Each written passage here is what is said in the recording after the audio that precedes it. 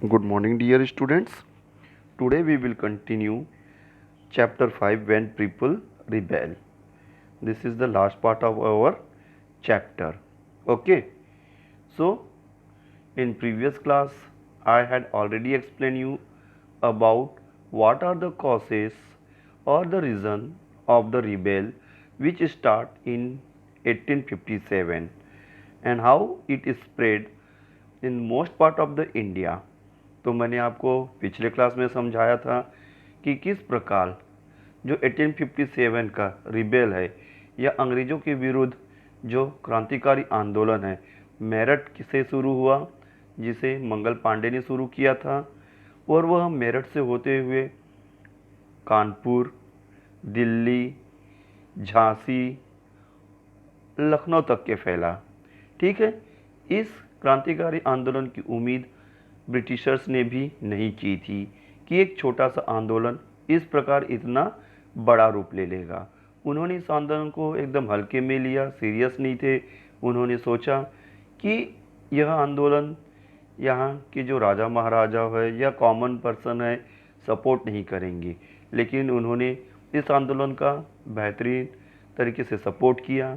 यहाँ तक कि बहादुर शाह जफ़र उन्होंने अपने अधीन जितने भी राजा महाराजा या नवाब थे उनको लेटर लिख के इस रिबेल को सपोर्ट करने की अपील की थी। Okay okay, now arrest of the last Mughal emperor. So that I had explained you that the last Mughal emperor was Bahadur Shah Zafar. He was arrested by the Britishers. Okay, Bahadur Shah Zafar was arrested. He was tried in a court and sentenced off to a life imprisonment. तो क्या हुआ, बहादुर शाह जफ़र को Britishers ने कब्जे हिरासत में ले लिया, उनको अरेस्ट किया और कोर्ट में उनके विरुद्ध मुकदमा चला, केस चला और जिसका नतीजा था उनके विरुद्ध गया और उन्हें रंगून जेल भेज दिया गया लाइफ टाइम के लिए। His son were shot dead before his eyes. और यहाँ तक कि जो ब्रिटिशर्स थे उस समय, जो ईस्ट इंडिया कंपनी थी, जो एक ट्रेडिंग कंपनी थी हमारे देश में, ठीक है, उन्होंने उनके बेटों को उनके आंखों के सामने ही गोलियों से मार दिया। He was sent to a prison in a Rangoon along with his wife Begum Zeenat Mahal in अक्टूबर 1858। तो उन्हें रंगून जेल उनके वाइफ के साथ भेज दिया गया 1858 को। The last Mughal emperor died in the Rangoon jail in November 1862। तो इस प्रकार 1862 नवंबर के 1862 को रंगून जेल में ही हमारे लास्ट मुगल एम्पर बहादुर शाह जफर की मौत हुई। Long battle, it took almost 2 years completely control the situation. तो जो इस छोटी से आंदोलन को जो ब्रिटिशर्स सीरियस नहीं थे, अब जब वो एक व्यापक रूप बड़ा पैमाने में हमारे बहुत से देश के हिस्सों में फैला, तो उसे दबाने के लिए, उसको ऑप्रेस करने के लिए ब्रिटिशर्स को 2 साल का वक्त लग गया। लखनऊ वाज रिकैप्चर्ड इन मार्च 1858। तो जो लखनऊ था उसे दोबारा हासिल करने के लिए, उसे अपने अधीन करने के लिए ब्रिटिशर्स ने को उसे कब किया अपने अधीन, 1858। Rani Laxmibai was killed in the battle in June 1858 और जून 1858 को ब्रिटिशर्स ने रानी लक्ष्मीबाई को भी मार दिया या इस आंदोलन में उनकी मौत हो गई। The Tatya Tope escape to the jungle of the central India. उसी प्रकार तात्या टोपे जो कानपुर से थे, वे जब ब्रिटिशर्स उन पर ज़्यादा स्ट्रांग हुए या उनको जब हराने लगे, तो वे सेंट्रल इंडिया के जंगलों की तरफ भाग गए और वहाँ उन्होंने कॉमन पर्सन्स, पीजेंट लेबर्स और वहाँ के आदिवासियों के साथ, ट्राइबल पीपल के साथ मिलकर ब्रिटिशर्स का सामना करते रहे। परंतु इसका भी नतीजा वही हुआ कि उन्हें बंदी बना लिया गया और 1859 को उन्हें मौत की सज़ा दी गई। नाउ शिफ्टिंग लॉयल्टीज़, इसका मतलब क्या हुआ कि जैसे मैंने आपको पहले ही बताया कि ब्रिटिशर्स चाहते थे कि किसी भी प्रकार जो 1857 की क्रांति है उसे दबा दिया जाए, उसे ऑप्रेस कर दिया जाए ताकि वो और ज़्यादा ना फैले। तो इसके लिए उन्होंने बातचीत के जरिए भी हल निकालने की कोशिश की और जहाँ ज़रूरत था उन्होंने अपनी आर्मी की ताकत का भी इस्तेमाल किया। The defeat of the rebel forces encouraged the dissension from the ranks of the rebel forces. The British also tried to win the back people loyalty. तो इस प्रकार उन्होंने जो लोगों का विश्वास था वो हासिल करने की कोशिश की। Rewards were announced for the loyal landlords. The royal landlords were allotted to enjoy their traditional rights over the land. तो उन्होंने ये घोषणा की कि जो जमींदार दोबारा से ब्रिटिशर्स के साथ ईमानदारी से पेश आएगा, ठीक है, या उनके कहे अनुसार चलेगा, तो उनको उनकी ज़मींदारी या उनकी जो भी ज़मीनें ली गई है उन्हें वापस दे दी जाएगी। The rebels were told that if they submitted to the British they would remain safe and their claims and rights would not be denied. तो उन्होंने ये भी घोषणा की, तो जो क्रांतिकारी लोग इसमें शामिल है, अगर वे अपने आप को ब्रिटिशर्स के को सौंप देते हैं तो उनके विरुद्ध जितने भी केस है वो वापस ले लिए जाएंगे, उनका पोजीशन उनको वापस मिल जाएगा। बस कंडीशन रखी गई थी कि वो उनके प्रति ईमानदारी से और उनके कहे अनुसार काम करे तो। But there was a condition that they had not killed any white people. Hundreds of sepoys rebels nawabs and rajas were tried and hanged. तो उसी इसमें बहुत से जहाँ पे बात से नहीं हुई तो उन्होंने अपनी ताकत का इस्तेमाल किया और कई सारे हमारे देश के राजा नवाबों को पकड़कर मौत की सज़ा दे दी गई। Okay, after मर्थ the British could regain the control of the country by the end of 1859। इस प्रकार धीरे धीरे जो लगभग 2 साल का समय हो चुका था, 1859 के आसपास उन्होंने दोबारा से देश पे शासन करना शुरू किया ब्रिटिशर्स ने। But the situation had change to such extent that they were not in a position to rule the country with their earlier policy. अब लेकिन स्थिति बदल चुकी थी, तो जो देश की जनता थी, जो नवाब थे, वे जो ईस्ट इंडिया कंपनी जो ट्रेडिंग कंपनी के रूप में यहाँ आए थे उसके प्रति वे जान गए थे कि जो ब्रिटिशर्स है वे डिवाइड एंड रूल की पॉलिसी फॉलो करते हैं, हर प्रकार की चालबाजियाँ करते हैं जिससे वे शासन कर पाए। तो ब्रिटिशर्स को भी 1857 के बाद ये एहसास हो गया था कि अब उनकी ये सब पॉलिसियाँ भारत में या यहाँ के लोगों पर असरकारक नहीं होगी।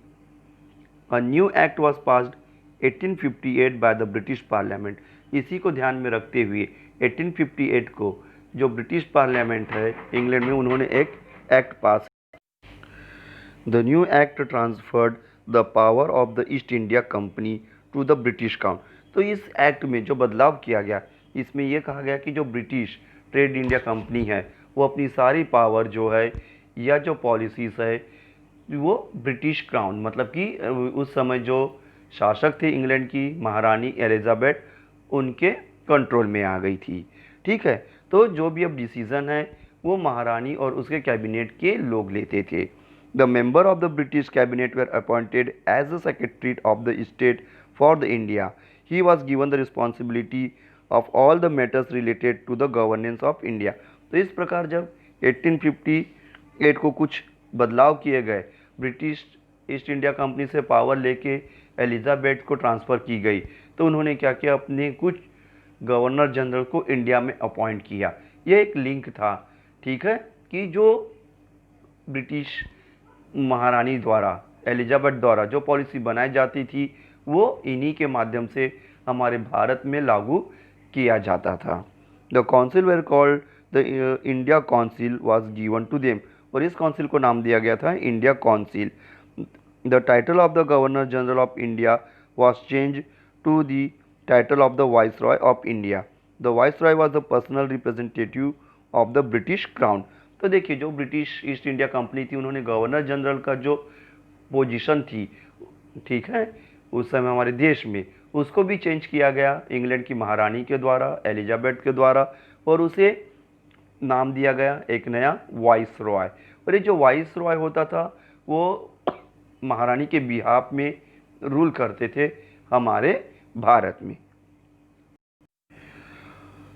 Thus, the British government accepted the direct responsibility of the ruling over the India.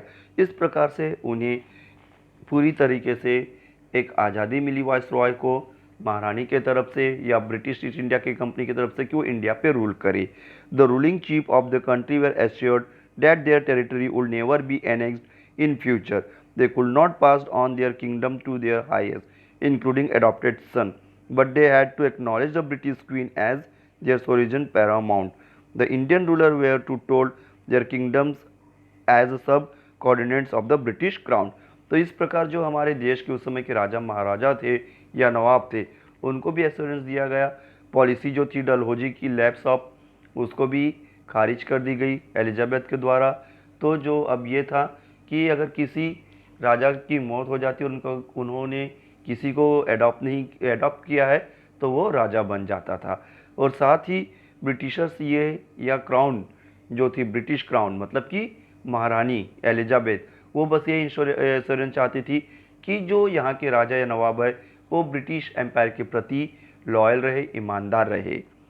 A decision was taken to reduce the promotion of the Indian soldiers in the army and to increase the proportion of the European soldier. A decision was also taken not to recruit the soldier from Awadh, Bihar, Central India and the South India. The decision to recruit more soldiers from among the Gurkhas, Sikh and Pathans was taken. तो देखिए कुछ policies, नया administration था, तो उन्होंने ये जो east India company के द्वारा जो बहुत से सोल्जर्स अपॉइंट किए गए थे मेरठ से या साउथ इंडिया से, तो जो वहाँ की एलिजाबेथ थी उन्होंने इंडियन सोल्जर्स का जो नंबर ऑफ इंडियन सोल्जर्स थे कहाँ, किसमें, ब्रिटिश आर्मी में, उसे उन्होंने डिक्रीज़ कर दिया। उन्होंने ज़्यादा से ज़्यादा इंग्लैंड के सोल्जर्स को महत्व दिया और साथ में ये कोशिश की कि इंडिया से अगर सोल्जर्स अपॉइंट करना पड़े तो वो गुरखा हो, सिख हो, पठान हो, ठीक है, क्योंकि उस समय ये हमारे जो आंदोलन हुआ था इसमें शामिल नहीं हुए थे, इसी कारण। The Muslims were treated with the suspicion and hostility and their land and property were consequent on the large scale. British decided to respect the customary reason and social. तो साथ ही जो ईस्ट इंडिया कंपनी थी उन्होंने यहाँ पे जो धर्म परिवर्तन, क्रिश्चियनिटी को बढ़ावा देने की कोशिश की थी। तो जो हमारी महारानी थी उस समय एलिजाबेथ, जो इंग्लैंड से हमारे भारत पर शासन करती थी, उन्होंने इस प्रकार की पॉलिसी को भी रिजेक्ट कर दिया और उन्होंने सभी धर्म को बराबर सम्मान और महत्व देने की पॉलिसी लागू की। Now let's take a quick summary. Okay, when the East India Company established the power in India, it affected the life of the Indian king, queens, peasants. तो जैसे मैंने पहले बताया कि हम समरी कर लेते, एक रिकॉल कर लेते, एक रिवाइज कर लेते छोटा सा इसी चैप्टर को, कि जब ईस्ट इंडिया कंपनी हमारे देश पे शासन करना शुरू की, ठीक है, हमको मालूम है एक ट्रेडर के रूप में है, परंतु यह एक ईस्ट इंडिया कंपनी फॉर्म होकर हम पे ही शासन करने लगी थी, तो यहाँ के राजा महाराजा और लोगों को बहुत इफेक्टेड किया इसकी पॉलिसीज़ ने। Many of the rulers revolt against the policy. तो बहुत से लोगों ने इसका विरोध किया, बहुत से नवाबों ने, राजाओं ने इसको गलत बताया। इवन द पीजेंट्स एंड जमींदार लॉस्ट देयर पावर। तो इसका क्या है, इनकी ऐसी पॉलिसी थी कि राजा तो गए अपने ज़मीन जायदाद से गए ही, साथ ही जो कॉमन पर्सन के पास थोड़ी बहुत ज़मीनें थी, इनके इस पॉलिसी के कारण वो भी अपनी ज़मीनों से हाथ धो बैठे थे। The sepoys were unhappy. साथ ही जो सिपॉयज थे ब्रिटिशर्स के आर्मी में, वो भी अनहैप्पी थे। एक तो उन्हें वो कार्टिएज वाला मैटर था जिसमें काऊ और पिग का फैट रहता, उनकी सैलरी बराबर नहीं थी, इसी कारण वो अनहैप्पी थे। After the British establish the power in India, they passed many law to reform the Indian society. साथ ही जब उन्होंने हमारे यहाँ शासन करना शुरू किया ईस्ट इंडिया कंपनी ने, तब उन्होंने बहुत सी पॉलिसीज़ बनाए, रिफॉर्म्स करने की कोशिशें की, जो यहाँ के लोगों को उतना पसंद नहीं आया। Many Indians started feeling that the English were destroying their religion and social customs. इसको इन्होंने अदरवाइज लिया, अपने विरुद्ध में लिया कि वो यहाँ की हमारे देश की प्रथा को, कस्टम को ख़त्म करना चाहती है।